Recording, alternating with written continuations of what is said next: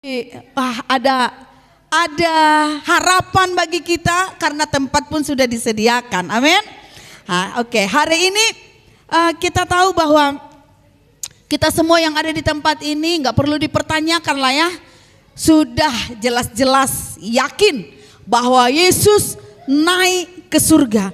Tetapi kita tahu juga bahwa tidak semua manusia, bahkan mungkin ada juga orang yang percaya tidak yakin 100% bahwa Yesus itu naik ke surga ya.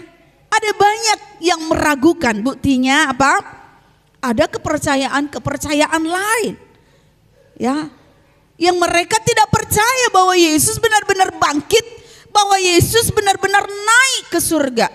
Tapi hari ini kita dengan bangga mengakui bahwa Yesus naik ke surga dan kita merayakannya hari ini. Nah, kenapa bisa ada orang-orang yang tidak bisa mempercayai tentang kenaikan Tuhan Yesus ini? Karena memang Bapak Ibu Saudara, saat Yesus bangkit terjadi kebohongan besar, iya kan? Seperti film yang kita tonton pada hari kematian di tempat ini, ya. Ada kebohongan besar yang dilakukan oleh siapa? Oleh para imam-imam, ya. Imam-imam memerintahkan para pasukan prajurit penjaga kubur Yesus pada waktu itu supaya apa?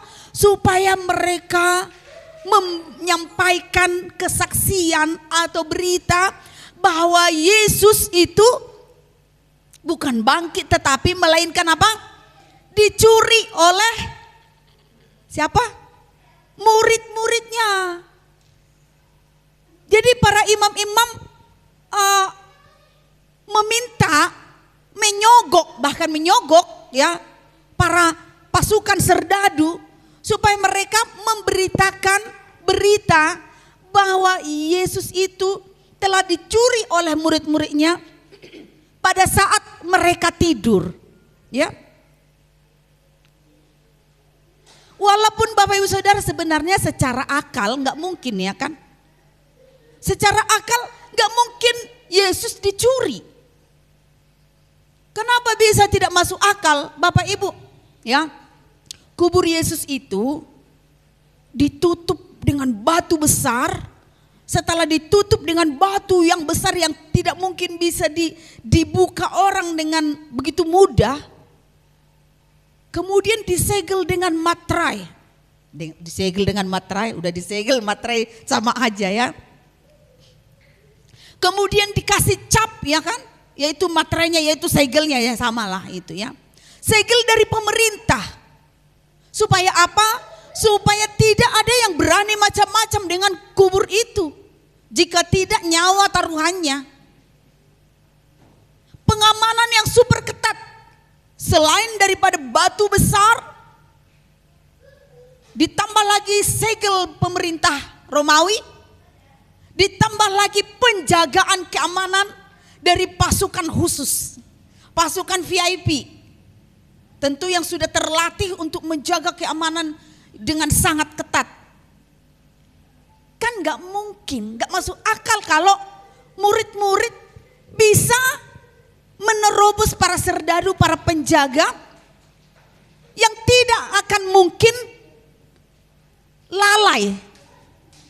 Pasukan yang terpilih pasti pasukan yang ahli ya. Jadi gak mungkin lalai, apalagi yang akan mencuri itu murid-murid. Bukan ahli pasukan bangsa lain gitu ya. Bukan. Hanya murid-murid, jadi nggak mungkin secara logika Yesus dicuri. Tapi ya memang ya, berita apapun itu, mau berita baik ya atau berita dusta, kalau terus tersiarkan, diberitakan, ya akan terlihat seolah-olah suatu menjadi satu apa? Kebenaran. Tapi selain daripada orang yang mendengarkan, oh Yesus gak bangkit, dicuri Ya kan? Orang udah yakin. Oh Yesus tidak bangkit, masih mati kok, masih dikubur atau dicuri entah di mana sekarang. Tetapi ada yang ragu-ragu juga. Kita buka dalam Matius 28. Matius 28. Matius 28 kalau kita baca ayat yang ke-11 sampai 15 ini adalah kisah di mana dusta, judulnya dusta mahkamah agama. Di mana para imam-imam menyebarkan kebohongan melalui para serdadu. Ya. Saya bacakan dulu untuk kita semua, dikatakan di sana ayat 11 ya. Ketika mereka di tengah jalan, datanglah beberapa orang dari penjaga itu ke kota dan memberitahukan segala yang terjadi kepada imam-imam kepala. Apa yang telah terjadi dalam ayat-ayat sebelumnya, yang terjadi adalah berita kebangkitan Yesus. Tetapi imam-imam kepala, nggak mau mereka berita ini tersiar. Karena kenapa? Mereka udah menjaga begitu ketat.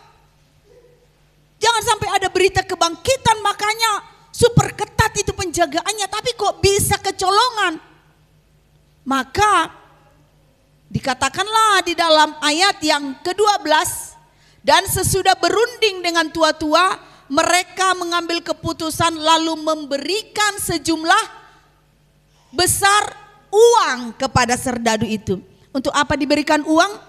Untuk menyogok para serdadu itu supaya jangan menyampaikan kebenaran yang mereka tahu bahwa Yesus bangkit. Tetapi sampaikanlah bahwa Yesus telah dicuri oleh para murid-murid pada waktu kami sedang tidur. Bapak Ibu, penjaga tidak mungkin tidur selain daripada perintah dari pemerintah. Perintah yang begitu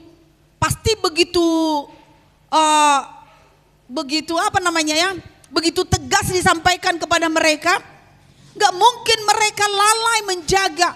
Gak mungkin mereka sampai punya kesempatan ngantuk-ngantuk. Gak mungkin. Mereka akan begitu siap siaga. Jadi sebenarnya berita itu, kalau orang yang memakai logika aja gak mungkin bisa percaya bahwa Yesus dicuri.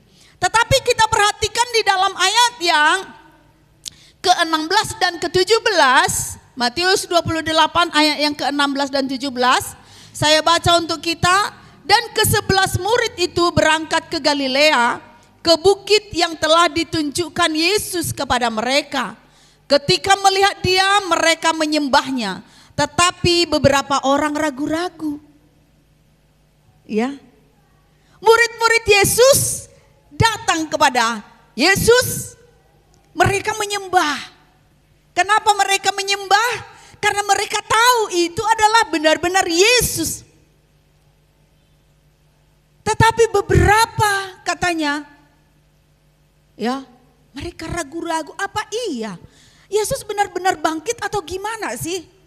Kok berita dari pemerintahan, itu kan kalau udah pemerintah yang menyampaikan,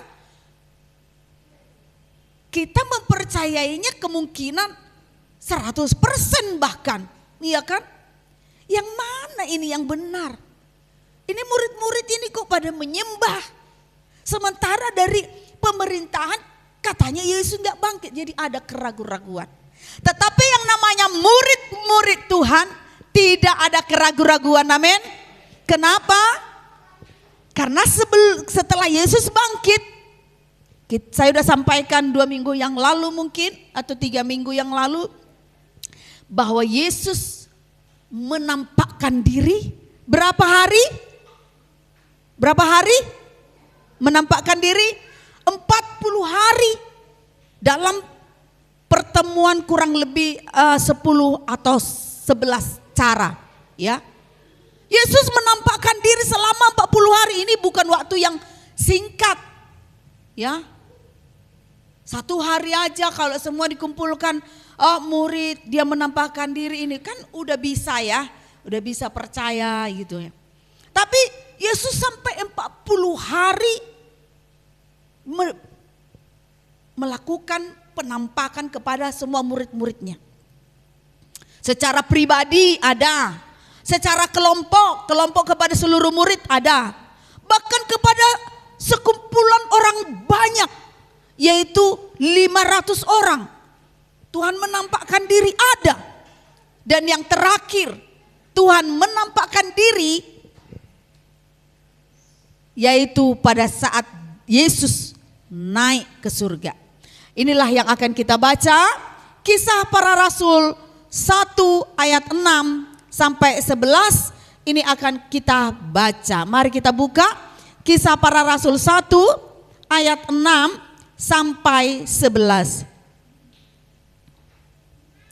Baik, tema hari ini ya, hal penting sebelum, saat, dan sesudah Yesus terangkat ke surga. Hal penting apa yang mau kita perhatikan?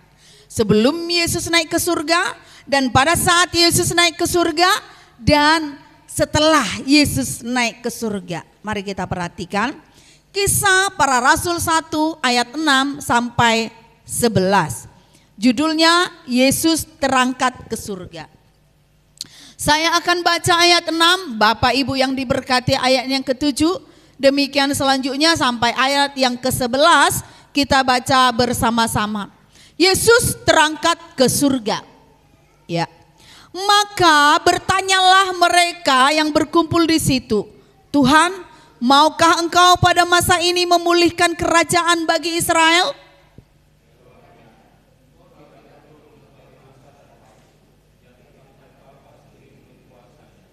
Tetapi kamu akan menerima kuasa kalau Roh Kudus turun ke atas kamu, dan kamu akan menjadi saksiku di Yerusalem dan di seluruh Yudea dan Samaria dan sampai ke ujung bumi.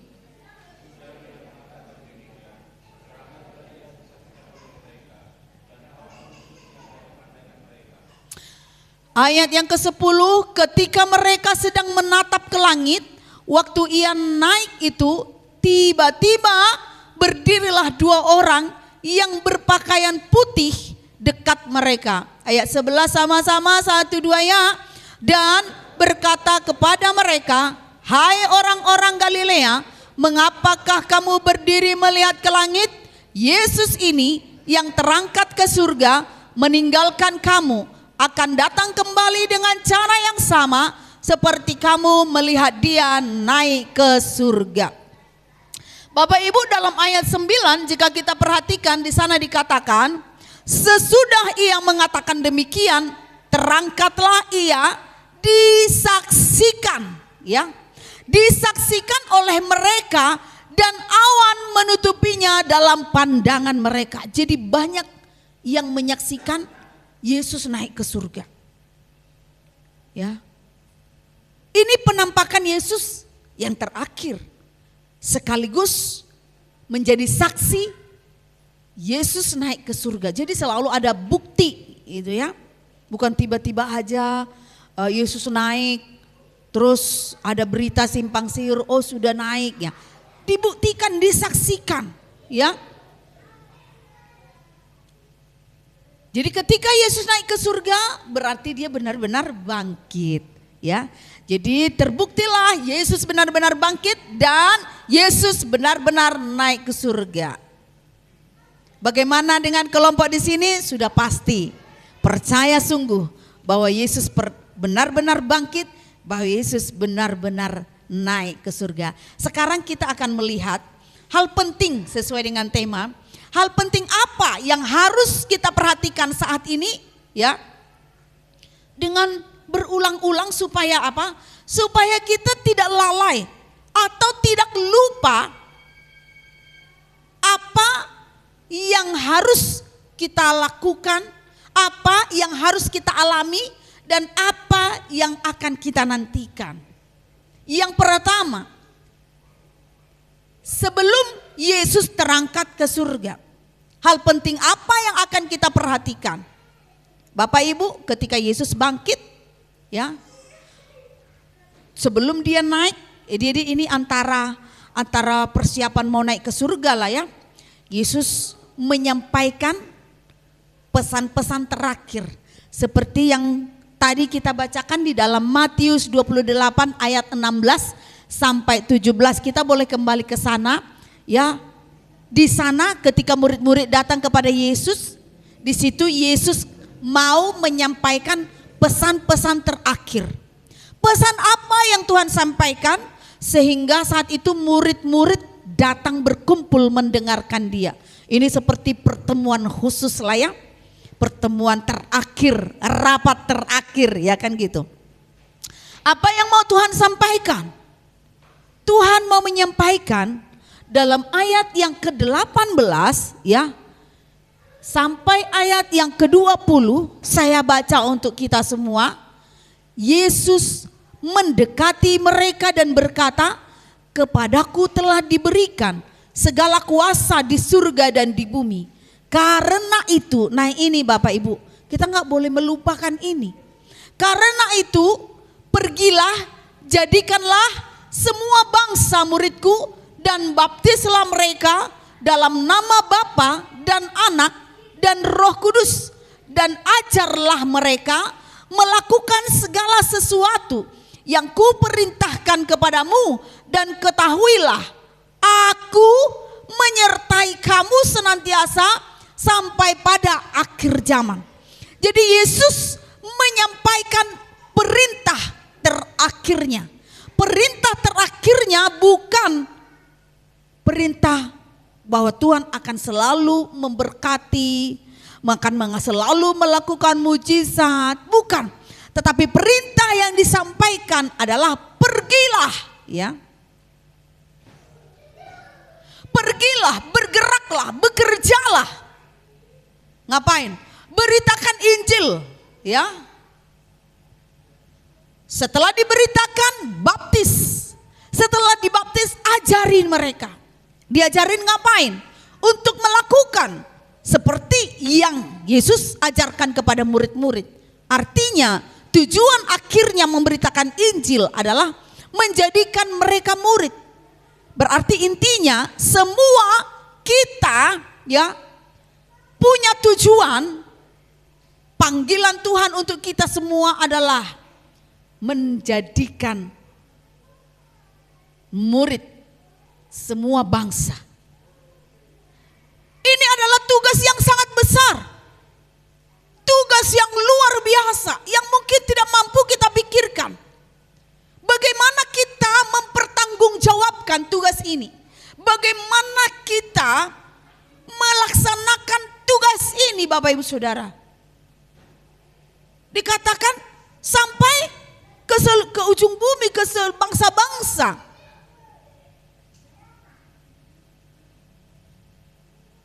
Saya mau bertanya dulu, barangkali sudah ada di tempat ini yang udah sampai ke bangsa-bangsa, udah? Oke, mungkin belum. Atau sudah di Indonesia, masih di Indonesia? Belum juga. Di mana kita sekarang? Melaksanakan tugas ini kita sekarang posisinya di mana? Oh, masih di kota aja Bu, masih seputar kota. Benarkah? Apakah kita sudah memberitakan atau mencari murid lah intinya ya? Kalau saya katakan mencari murid, berarti kita sedang melakukan penginjilan, pemberitaan Injil, dan sampai membuat mereka dibaptis, sampai mereka menjadi murid. Seputar kota ini udah? Baiklah, mungkin belum juga ya. Tetapi mungkin jangankan seluruh kota yang kita tinggali ini, lingkungan tetangga kita aja mungkin belum kita lakukan. Atau keluarga kita juga mungkin belum. Atau jangan-jangan Bapak Ibu, jangan-jangan ya, diri kita sendiri belum diselesaikan untuk menjadi seorang murid. Masih di sekitar apa? Sampai dibaptis dan mendengarkan pengajaran. Di situ dikatakan di dalam Matius tadi, Matius 28, karena itu pergilah jadikanlah semua bangsa muridku dan baptislah mereka dalam nama Bapa dan Anak dan Roh Kudus, dan ajarlah mereka melakukan. Nah, mungkin kita masih mentok dalam mendengar, mencoba melakukan. Sudah melakukan tapi sering gagal. Dan ketika gagal, kita tidak berusaha lagi untuk melakukan. Nah, hari ini Bapak Ibu Saudara, ya, kita diingatkan kembali akan tugas ini. Kenapa saya membawakan firman ini? Ya, supaya kita jangan sampai nanti Tuhan Yesus datang yang kedua kali kita nggak ingat apa tugas kita, ya kan? Kita hanya hidup bagaimana supaya Tuhan memberkati saya. Bagaimana supaya Tuhan menolong saya. Kita lupa dengan tugas yang harus kita lakukan. Jadi hari ini kita sudah ingat bahwa kita semua punya tugas dan tanggung jawab. Untuk apa? Untuk apa Bapak Ibu? Menjadikan murid, ya. Memberitakan kabar baik lalu sampai mereka dibaptis. Setelah dibaptis sampai mereka diajar bagaimana caranya. Apa yang harus Bapak Ibu Saudara lakukan? Apa yang harus kita lakukan? Menyampaikan berita ini sampai mereka dibaptis, sampai mereka dimuridkan menjadi pelaku firman. Bapak Ibu mungkin kita tidak tahu apa yang harus kita lakukan, tetapi bagaimana supaya sampai ke bangsa-bangsa ini gimana ceritanya. Tapi minimal Bapak Ibu Saudara, hari ini kita harus lebih aktif. Yang pertama, aktif apa? Mendekat kepada Tuhan, aktif melayani Tuhan, aktif mencoba belajar, menceritakan tentang Injil. Tentang Injil itu apa ya? Injil itu apa ya? Ada yang tahu? Apa itu Injil? Apa? Kabar baik, betul. Nah, kabar baik itu yang mana ya? Semua firman ini adalah kabar baik. Tapi yang namanya Injil adalah kisah tentang Yesus lahir, Yesus mati, Yesus bangkit, Yesus naik ke surga. Jadi itulah namanya Injil. Beritakanlah tentang itu. Ya, baru dikuatkan dengan kesaksian Bapak Ibu Saudara. Kesaksian di mana Tuhan melawat, Tuhan menolong, ya. Itulah yang akan kita beritakan. Lalu belajarlah kita kembali melakukan seperti apa yang Tuhan lakukan. Seperti apa? Seperti menyalurkan kasih, menolong banyak orang, ya seperti itu. Itulah yang pertama yang kita ingat hal penting hari ini, yaitu sebelum Yesus naik ke surga ada perintah terakhir. Dicatat Bapak Ibu, perintah terakhir yang harus kita pertanggungjawabkan yaitu pergilah, jadikanlah semua bangsa muridku, baptislah mereka, ajarlah mereka untuk melakukan. Ada lagunya itu ya. Apa itu lagunya itu? Pergilah kamu, jadikan semua bangsa muridku, pergi, pergi. Pergilah kamu, jadikan semua bangsa muridku, pergi, pergi. Baptis mereka dalam nama Allah Bapa dan Anak dan Roh Kudus. Pergi, ada lagunya itu. Pergi, pergi. Wah, ini kalau mengingat perintah ini perintah yang sangat-sangat besar Bapak Ibu. Kemudian yang kedua, hal penting apa yang akan kita ingat pada hari ini, yaitu pada saat Yesus naik ke surga, mau naik ke surga, ya. Kita kembali ke kisah para rasul tadi. Dalam ayat 6, ya, murid-muridnya bertanya kepada Yesus, maka bertanyalah mereka yang berkumpul di situ, Tuhan, maukah engkau pada masa ini memulihkan kerajaan bagi Israel? Itu kan penting sekali. memulihkan kerajaan Israel. Tetapi masa Yesus mau naik ke surga, ada hal yang paling penting yang harus diperhatikan oleh murid-murid. Apa itu? Walaupun penting tentang pemulihan Israel, tetapi ada yang jauh lebih penting daripada pemulihan bangsa pilihan Tuhan. Yaitu apa itu Bapak Ibu Saudara? Dalam ayat 8. Perhatikan ayat 8. Mari baca bersama-sama. 1, 2 ya. Tetapi kamu akan menerima kuasa kalau Roh Kudus turun ke atas kamu, dan kamu akan menjadi saksiku di Yerusalem dan di seluruh Yudea dan Samaria dan sampai ke ujung bumi. Yaitu Roh Kudus, Bapak Ibu. Jadi saat Yesus naik ke surga, hal penting yang akan kita ingat adalah bahwa Yesus mau memberikan Roh Kudus kepada kita. Roh Kudus inilah yang paling penting yang kita ingat pada hari kenaikan hari ini. Kenapa? Karena itulah salah satu alasan kenapa Yesus naik ke surga. Tadi sudah kita nyanyikan. Yesus hidup, dia bangkit, dia naik ke surga. Siapkan tempat bagiku. Wow, enak sekali, itu berkat. Tuhan sediakan tempat bagi kita. Tetapi hal penting yang kita ingat hari ini adalah Roh Kudus. Kenapa? Yesus mau memberikan, Allah memberikan Roh Kudus kepada kita, ya, supaya Ia bisa tinggal di dalam kita, Bapak Ibu. Supaya Ia bisa menyertai kita senantiasa. Supaya Ia bisa selalu bersama-sama dengan kita. Ya. Menerima, tapi ingat hari ini, menerima Roh Kudus bukan hanya bicara tentang berbahasa roh, ya. Jangan langsung patah semangat menerima Roh Kudus. Ya, aku nggak bisa menerima Roh Kudus sampai hari ini, umurku udah sampai lansia belum juga berbahasa roh, iya kan?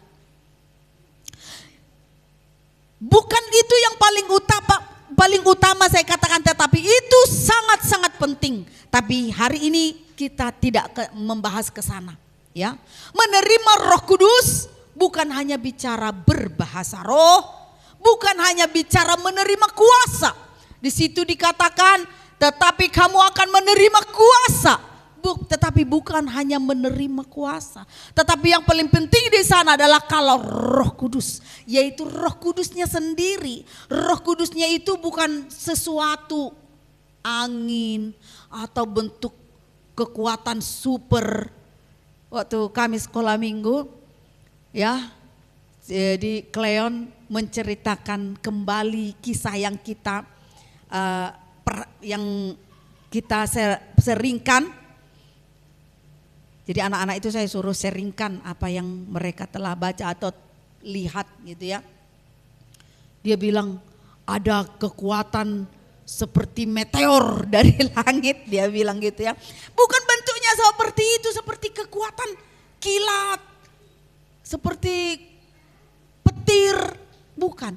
Tetapi Roh Kudus itu adalah pribadi, ya. Roh Kudus itu adalah pribadi yang mengerti, yang bisa merasakan perasaan yang kita rasakan, yang bisa juga berduka gitu. Jadi dia pribadi yang perlu diajak komunikasi juga.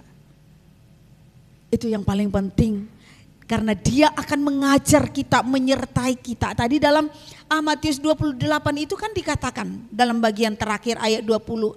Dan ajarlah mereka melakukan segala sesuatu yang telah kuperintahkan kepadamu. Dan ketahuilah apa yang harus diketahui. Aku menyertai kamu senantiasa, ya, sampai kepada akhir zaman. Nah ini, mau bagaimana caranya Yesus menyertai kita senantiasa? Yaitu dengan Roh Kudusnya yang tinggal di dalam kita. Kita harus disertai senantiasa setiap saat. Kenapa Bapak Ibu Saudara? Kalau kita memperhatikan hidup kita, ya, pribadi, kita itu enggak bisa hidup tanpa Roh Kudus. Contohnya, mungkin bulan lalu kita semangat, jangan bulan lalu, kemarin atau tadi pagi kita semangat gitu ya. Minggu-minggu lalu kita antusias melayani, kita bisa menyanyi dengan sorak-sorai. Besoknya atau hari ini apakah sama? Kan gak sama. Kemarin kita bisa menyala-nyala, bisa tertawa, hari ini bisa begitu lesu. Oleh karena itulah setiap saat kita membutuhkan Dia dan Tuhan tahu kebutuhan kita itu. Harus setiap saat kita bergaul dengan Dia. Kita nggak bisa melanjutkan hidup kita dengan benar tanpa Roh Kudus. Kita nggak bisa. Kita akan kecenderungan lari dari hadapan Tuhan, lari dari rencana Tuhan. Kita akan lebih cenderung memilih kehendak kita daripada kehendak Tuhan.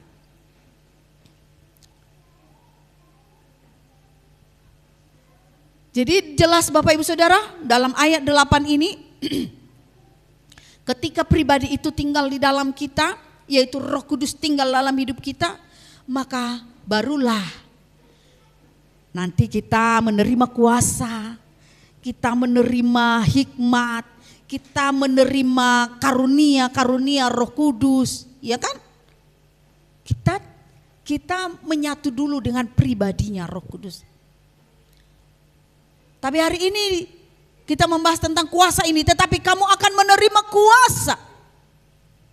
Menerima kuasa untuk apa? Untuk menjadi saksiku. Jadi yang paling utama, Roh Kudus diberikan kepada kita untuk menyertai kita untuk apa? Dia sertai kita. Dia berikan kuasa itu untuk apa? Untuk menjadi saksiku. Gimana caranya menjadi saksi? Seperti apa itu menjadi saksi? Mungkin dengan kuasa Roh Kudus, Bapak Ibu Saudara. Bapak Ibu akan dipakai Tuhan dengan luar biasa seperti apa? Seperti Daud. Mungkin kita berpikir Daud itu hebat mengalahkan Goliat. Mungkin bukan mengarah ke sana, tapi mengarah kepada hati yang merendahkan hati. Ketika imam menegur dia akan kesalahannya, dia bisa mengakui, Bapak Ibu. Dengan Roh Kudus inilah kita bisa merendahkan hati dan mau mengakui, ya aku salah. Kalau enggak kita akan ngotot terus aku benar. Karena itu memang kecenderungan dari hidup kita, dari daging kita. Atau mungkin Bapak Ibu Saudara akan dipakai Tuhan seperti Abraham dengan kuasa Roh Kudus ini. Yaitu bagaimana? Siap memberikan segala yang terbaik kepada Tuhan. Berkorban luar biasa untuk melakukan penyembahan yang Tuhan inginkan. Bapak Ibu Saudara tahu apa penyembahan yang Tuhan mau? Anda korbankan segalanya supaya bisa melakukannya. Seperti Abraham. Atau Bapak Ibu Saudara dengan kuasa Roh Kudus yang diterima akan seperti Musa yang bisa mengadakan berbagai macam mujizat, ya. Dan juga yang memiliki hati yang lembut sehingga dia bisa menangani, menghadapi orang-orang yang keras kepala, yang tegar tengkuk kata firman Tuhan. Ini Musa ini memang luar biasa jempol menghadapi orang-orang yang tegar tengkuk, ya. Atau Bapak Ibu Saudara akan dipakai Tuhan dengan luar biasa seperti apa?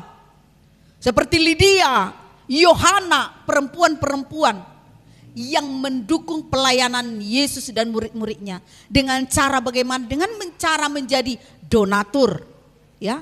Ini perempuan-perempuan yang menyertai, yang mendukung pelayanan Yesus. Yesus aja didukung oleh perempuan-perempuan seperti Yohana, Lydia, karena memang pelayanan itu membutuhkan dana, membutuhkan tempat. Dengan kekayaan mereka, dengan rumah mereka untuk dipakai menjadi tempat pertemuan, ya, tempat berdoa. Nah itu. Atau Bapak Ibu Saudara seperti Nehemia atau Elia atau Hana yang doanya luar biasa, yang doanya sungguh-sungguh. Atau seperti Paulus yang dia berkata apa? Ketelanjangan aku tahu, kelaparan aku tahu. Oh, dia tahu berbagai macam penderitaan. Tetapi dialah orang yang menjadi pengajar, pemotivasi bagaimana supaya kita menjadi seorang yang bisa mengakhiri pertandingan dengan baik. Jadi Bapak Ibu Saudara, mungkin kita tidak pergi ke bangsa-bangsa ya.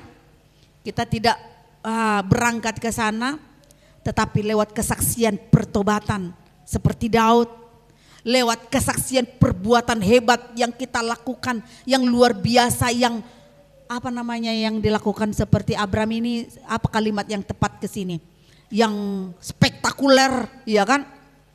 Yang kita lakukan untuk melayani Tuhan, atau dengan kekayaan kita yang kita persembahkan kepada Tuhan didengar oleh semua bangsa, atau dengan kekayaan kita tadi mendukung pemberita Injil di desa-desa di mana-mana. Kan kita udah masuk di sana menjadi pemberita Injil sampai dirasakan oleh pelosok-pelosok atau sampai ke Afrika atau kemana. Jadi besar sekali tugas kita Bapak Ibu Saudara. Ya. Jadi hari ini dengan mengingat bahwa Yesus naik ke surga memberikan Roh Kudusnya untuk mendampingi kita, menyertai kita senantiasa dengan kuasa supaya kita bisa melaksanakan tugas dan tanggung jawab yang diberikan kepada kita, yaitu amanat agung. Yang terakhir, tadi sudah sebelum Yesus naik ke surga dan pada saat Yesus mau naik ke surga dan setelah Yesus terangkat. Perhatikan ayat yang ke 10 dan 11. Ketika mereka sedang menatap ke langit waktu ia naik itu, jadi Yesus sudah di langit ya. Tiba-tiba berdirilah dua orang yang berpakaian putih dekat mereka dan berkata kepada mereka, "Hai orang-orang Galilea, mengapakah kamu berdiri melihat ke langit? Yesus ini yang terangkat ke surga meninggalkan kamu. Ya. Meninggalkan kamu akan kembali dengan cara yang sama."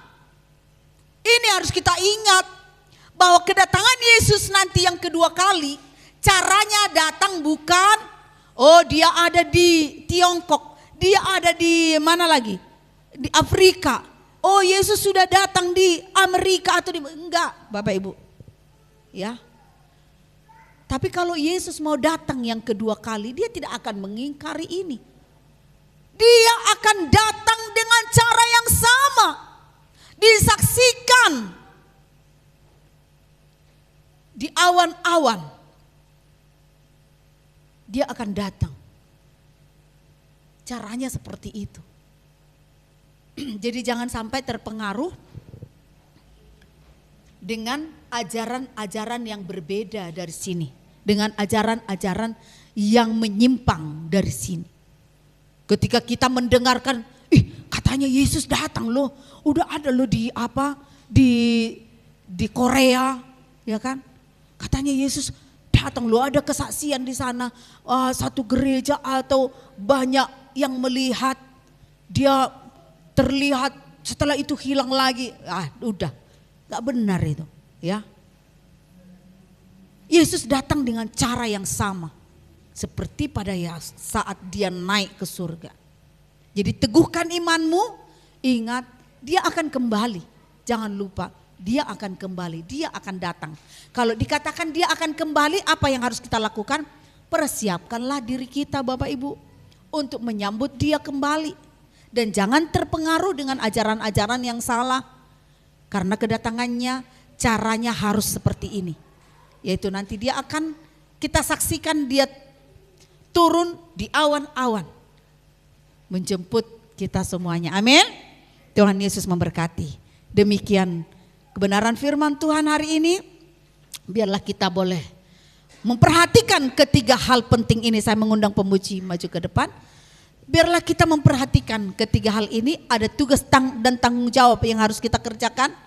Kemudian kita siapkan hidup kita untuk dikuasai atau untuk diisi atau untuk dipenuhi dengan Roh Kudus, supaya kita bisa melakukan tugas kita di hadapan Tuhan. Dan yang terakhir, persiapkan dirimu untuk menyambut kedatangannya, dan caranya adalah kita akan saksikan dia di awan-awan, bukan dengan cara yang lain. Haleluya. Kita akan nyanyikan lagu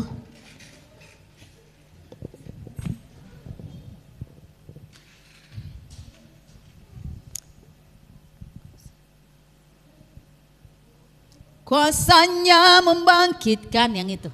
Ya. Haleluya. Biar kuasa Tuhan membangkitkan kita semua.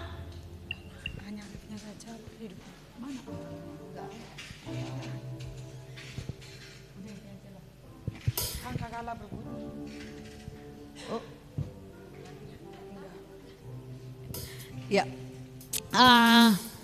Jadi besok Bapak Ibu Saudara akan ada doa 10 malam.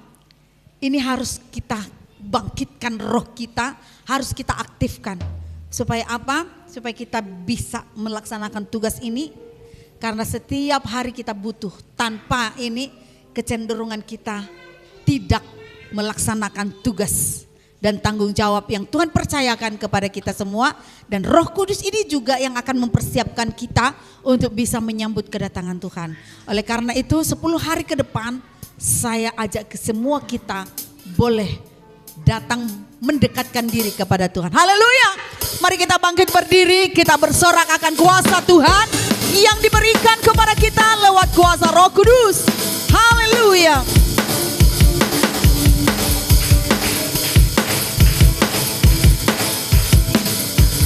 Kuasanya membangkitkan, urapan Roh bekerja, melanda umat Biar kuasanya melanda kita. Saat datang menjembat, mujizat telah nyata, buktikan Yesus Raja. Sekarang ini waktunya, majulah hai pemenang, kuasanya atas kita membangkitkan. Mari bangkit bersama-sama. Kuasanya membangkitkan, urapan Roh bekerja, melanda umat Tuhan. Saat datang menjembat, mujizat telah nyata, buktikan Yesus Raja. Sekarang ini waktunya, majulah hai pemenang, kuasanya Boleh sekali atas lagi, kita membangkitkan. Kuasanya membangkitkan, urapan Roh bekerja, melanda umat Tuhan. Saat datang menjembat, mujizat telah nyata, buktikan Yesus Raja. Sekarang ini waktunya, majulah hai pemenang, kuasanya atas kita membangkitkan. Kuasanya atas kita membangkitkan. Kuasanya atas kita membangkitkan. Berikan kemuliaan buat Allah kita. Haleluya. Terima kasih Bapak. Biarlah kuasa-Mu membangkitkan seluruh umat-Mu di tempat ini. Biarlah kami gereja-Mu di tempat ini boleh mengalami lawatan-Mu. Di dalam nama Yesus, hari ini kebenaran firman Tuhan yang mengingatkan kami kembali akan tugas dan tanggung jawab kami sebagai umat pilihan-Mu, sebagai orang-orang yang Engkau pilih. Dan terima kasih untuk Roh Kudus-Mu yang tinggal di dalam hidup kami, menyertai kami untuk memimpin, mengajar kami, menasihati kami, memakai kami dengan kuasa yang hebat, dengan kuasa yang besar, supaya kami bisa mempertahankan pertanggungjawabkan atas kepercayaan yang Tuhan berikan kepada kami. Di dalam nama Tuhan Yesus Kristus, terpujilah namamu ya Tuhan. Dan biarlah pada hari ini kami boleh lebih lagi aktif untuk mempersiapkan diri kami untuk menyambut kedatanganmu yang kedua kali di dalam nama Tuhan Yesus. Terima kasih Bapa, kami berdoa dan mengucap syukur. Haleluya. Sama-sama kita katakan amin. Haleluya. Tuhan Yesus memberkati. Silakan duduk kembali.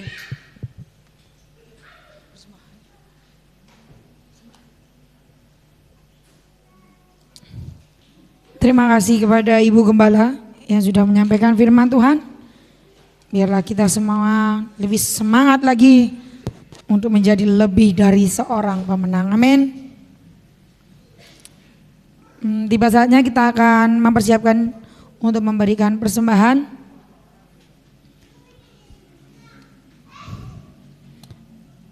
Mari kita berdoa. Terima kasih ya Tuhan Yesus untuk segala kebaikan yang Kau beri dalam hidup kami. Untuk penyertaan-Mu ya Tuhan dari dalam hidup ini. Sebentar lagi kami akan memberikan persembahan. Kiranya kita semua dapat memberikan persembahan dengan sukacita yang dari-Mu. Terima kasih ya Tuhan, Engkau kuduskan persembahan ini.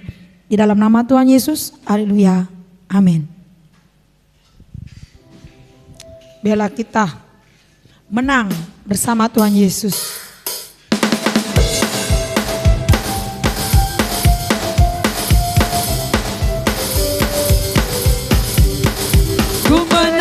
Ku menang bersama Yesus Tuhan. Ku menang di dalam peperangan.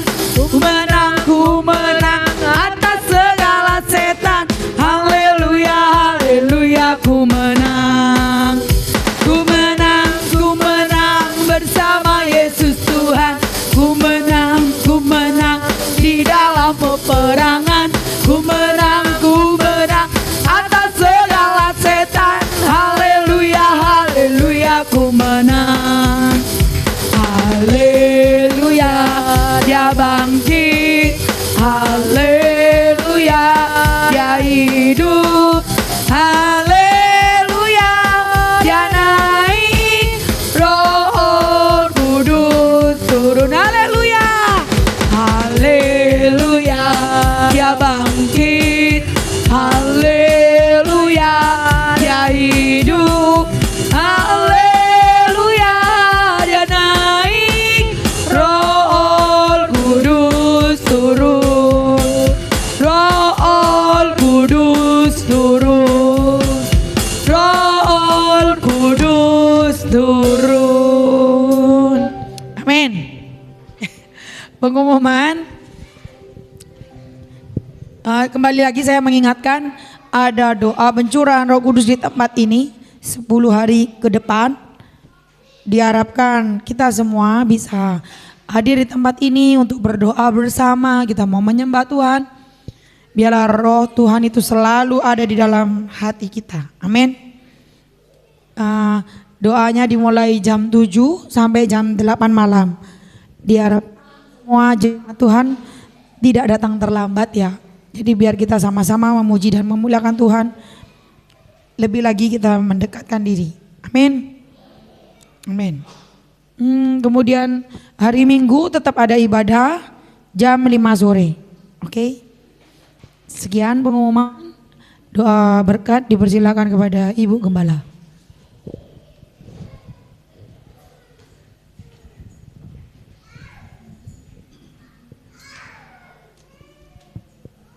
Baik, mari kita bangkit berdiri. Kita akan menutup ibadah kita. Kita agungkan Dia, kita muliakan Dia, sebab Kau besar. Haleluya. Biar kebesarannya nyata dalam hidup kita di atas tempat ini dalam nama Yesus. Sebab Kau besar, perbuatan-Mu ajaib, tiada seperti Engkau,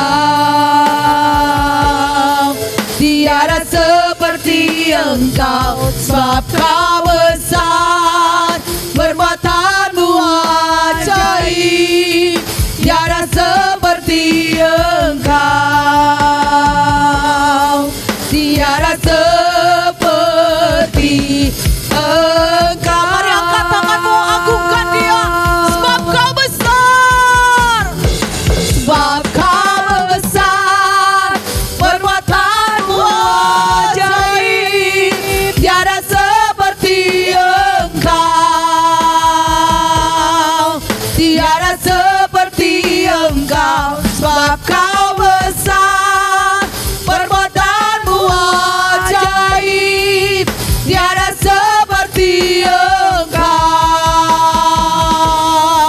tiada seperti Engkau,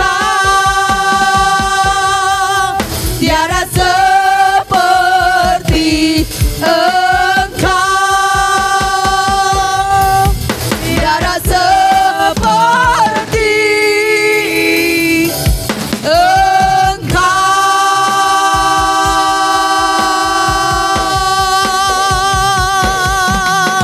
Haleluya. Terima kasih Bapa. Sungguh tidak ada Allah yang seperti Engkau, Allah yang agung, Allah yang dahsyat, Allah yang luar biasa, Allah yang maha besar, maha kuasa, maha sempurna, maha kudus. Engkau satu-satunya. Terpujilah namamu, masyurlah namamu. Dalam nama Yesus, anugerahmu yang telah berlimpah, yang Engkau berikan menyertai kami sepanjang minggu yang lalu, dengan kehidupan yang dilindungi, yang diberkati, kami mengucap syukur ya Bapa. Sampai hari ini Engkau menuntun kami masuk di dalam hadirat-Mu untuk menerima segala kebaikan-Mu. Kami mengucap syukur. Terima kasih Bapa. Engkau yang memberkati semua umat-Mu di tempat ini dengan segala pergumulan mereka, dengan segala keletihan, kelelahan dan juga sakit penyakit dan juga permasalahan tantangan hidup yang dihadapi. Engkau sumber kekuatan baru, Engkau sumber jalan keluar yang memberikan kepuasan di dalam seluruh umat-Mu di tempat ini.